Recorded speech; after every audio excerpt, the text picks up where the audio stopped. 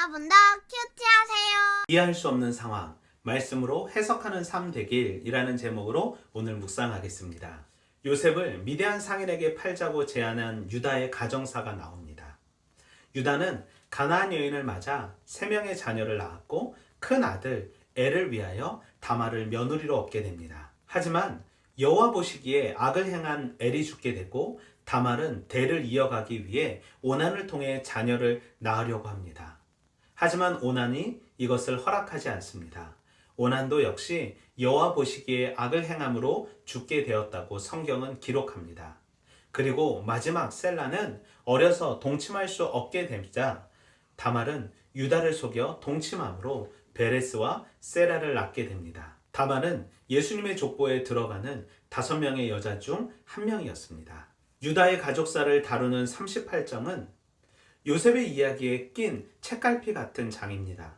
없어도 될 것 같은 내용이기도 합니다. 하지만 유다가 예수님의 족보에 들어가 있으므로 유다의 설명은 필요한 것이고 훗날 베냐민을 살리기 위해 스스로 죽음을 담보로 가족과의 화해를 이루어냅니다.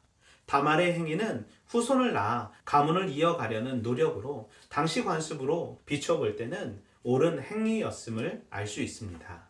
우리는 본문 속에서 사람의 일거수일투족을 모두 보고 선과 악을 결정하시는 하나님, 인간의 계획처럼 보이지만 결국에는 하나님의 계획임을 알게 하시는 하나님, 모든 악을 선으로 바꾸시는 하나님을 발견할 수 있습니다. 가나안 여인을 통해 3명의 자녀를 낳았지만 3자녀를 통해 자녀를 낳지 못한 유다의 가족사를 볼 수 있습니다. 하지만 다말을 통해 아들인지 손자인지 알지 못하는 상황이 그려집니다.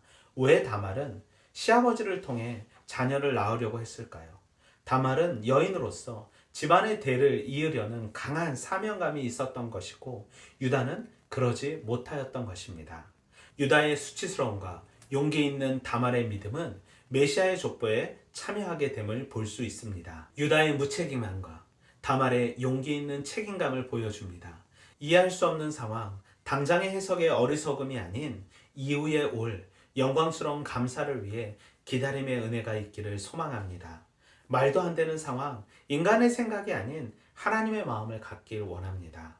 상황의 해석, 내 이성이 아닌 하나님의 생각으로 읽어내고 해석하길 원합니다. 도저히 해석할 수도 없는 상황, 하나님이 해결하시도록 기도하며 하나님의 지혜를 구하는 하루 되길 기도합니다. 또한 타인의 잘못보다 나의 잘못을 먼저 보며 용서하고 포용하는 삶 갖길 소망합니다. 오늘도 말씀으로 화이팅!